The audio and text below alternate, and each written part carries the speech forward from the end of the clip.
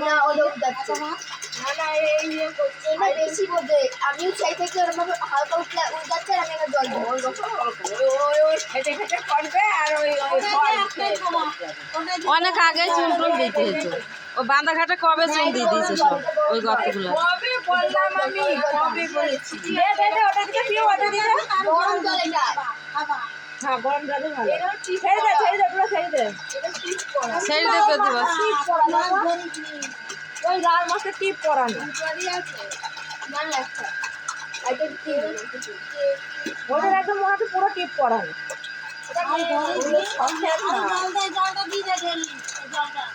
জল ফেলি দিয়ে জল আবার টানতে হবে তো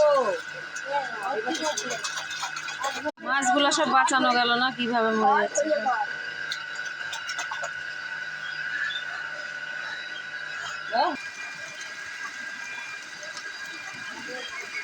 সব মাছ মরে যাচ্ছে এইভাবে। জল বেশি হয়েছে তাও কেন এরকম জল গন্ধ হলো কি জানি।